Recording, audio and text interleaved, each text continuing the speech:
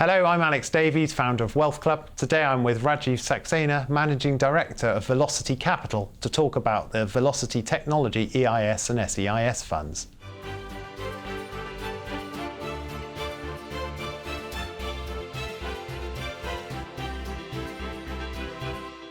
Hello, Rajeev. Hi, thank you, Alex. Yep, thanks for having me on. Pleasure. First off, tell me about Velocity. What's the aim to do for investors? Yeah, so Velocity aims, it's about big capital appreciation, getting big hits for our investors. So it's high risk, but it's also about hopefully getting big hits. And the notion is that we have a portfolio approach. So frankly, if we get only 1 out of 10 right, to get 10% right, then our clients will be in the money. We hope to do a lot more than that, but that's the minimum requirement to hopefully get cash positive. And what sort of companies are you looking to invest in? We're sector agnostic, so it's we don't really mind which sector that business operates in, but we look for businesses that we think ultimately will be disrupting that particular sector that they're in. It's also about one of the key components that we look for in an idea is usefulness.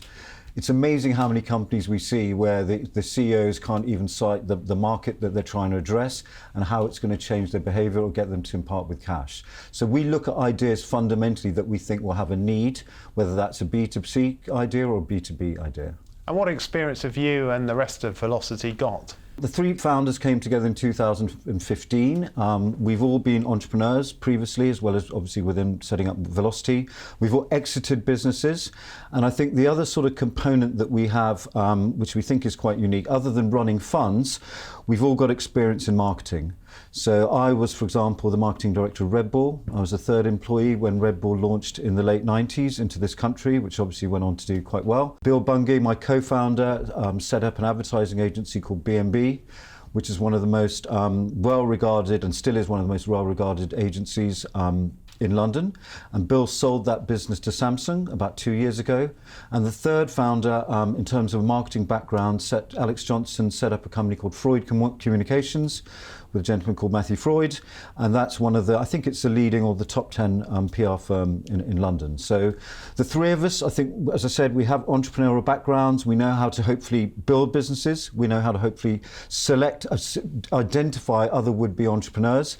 And I think with that marketing kind of skill set, we're able to really help those companies when they're ready to reach out to their given customers. Do you want to tell me about some of the recent investments you've made and what they do and why you chose them? Yeah, so one was called Next Up. Next Up is basically very simply Netflix for comedy. So it's a comedy subscription channel. The founder of that particular company came to one of our investor events, pretended to be an investor. We quite liked the bottle of the CEO and we sort of decided to go with him. So we've now invested in Next Up right from the start. So I think we've had about 4 or 5 investment rounds. And the last investment round has just been closed. And the idea of Next Up is now to really try and ramp it up in terms of getting more and more customers. So right now, it's been around for about 3 years.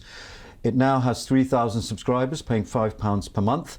And the next target that we've set it is over 18 months to get to 50,000 subscribers.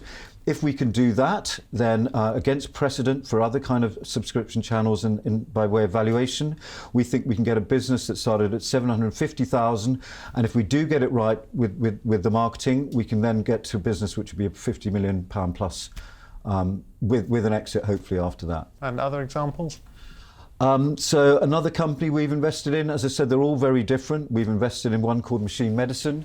Machine Medicine is run by a gentleman called Dr. John O'Keefe, and we're providing a machine learning tool for Parkinson's disease. So Parkinson's at the moment is very hard to kind of give a proper diagnostic analysis of the level of Parkinson's that someone has.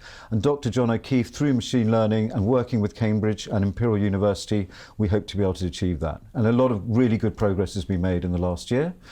Another company we invested in, which again we're hopeful to have an exit in the next 18 months, is a business called MyMiniFactory. MyMiniFactory is the largest 3D portal that exists in the marketplace today.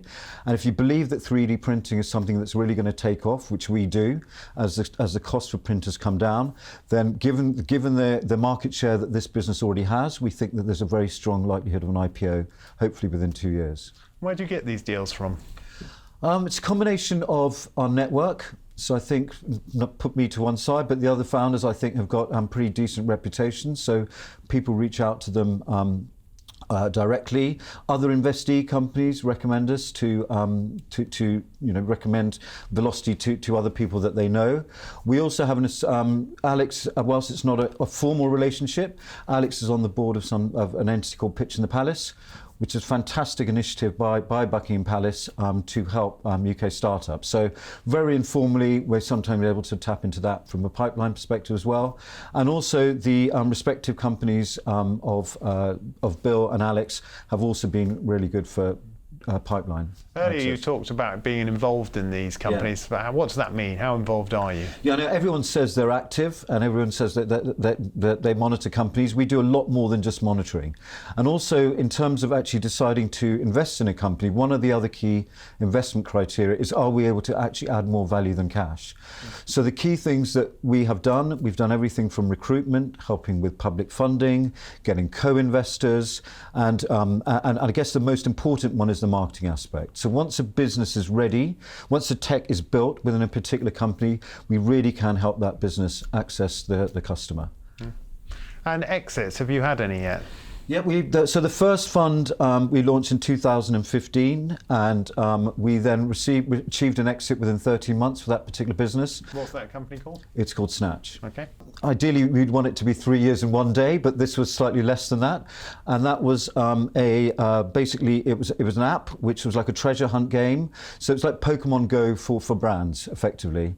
So that business launched in February 2017, and we provided the exit 4 months later. It was a partial exit, so half the shares were sold, so the investors still have some skin in the game. We've got about 6 companies we've identified within our current portfolio of 24, and of those 6 we would hope at least 50% of those will have an exit within the next 18 months. And what would the typical exit be? Is this floats or just been sold to other companies? It varies by company. So of the businesses I mentioned before, MyMiniFactory, we'd be looking at a float, at an IPO, and that's the sort of path that we've taken for that. Next up, we've already identified a potential trade buyer for that business. So they really vary by the businesses they are and the sectors that they operate in. But the key thing is, EIS is about, investors want to see an exit, because that is the raison d'etre for doing it, and it's high risk, and that's why investors get the tax relief. But it's very important that we're always searching for that exit, and typically we'd be looking at 3 to 5 year time span for that to hopefully happen. You talk about risks. How risky is it? And is there would you expect a certain number to fail? Yeah, it is. Well, I mean, by definition, we are in a sector, it is high risk. And whilst I'd love to say that everything is going to succeed, there would be an anticipation for some of those companies to fail. Absolutely. And have you had failures already? We've had a couple, and the biggest reason for failures actually has been so far the management team not getting on. Yeah. When the management team or the founders don't get on, it's like having a divorce, and it's very hard to get back through that. And those have typically been the reasons for things not working out. Why are you different from other EIS providers? Well, I think threefold. Well, there's a few factors really. One, primarily we've put our own money in. So I don't know many other EIS funds where actually the founders have put the skin in the game. So if our investors lose, we lose.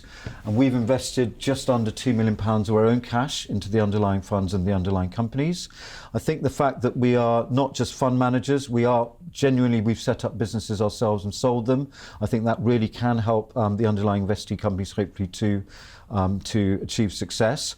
It's important to have a portfolio approach. Because you're not going to get everything right. So as I mentioned before, if you just get 1 out of 10, which we hopefully will exceed, our clients will then be in the money. And then the other kind of key point is this kind of marketing skill set, because we truly do believe in helping those businesses get their marketing strategies right. And that's everything from branding to naming to ultimately getting the digital marketing campaigns executed. Raj Saxena of Velocity Capital, thank you very much. Thank you very much.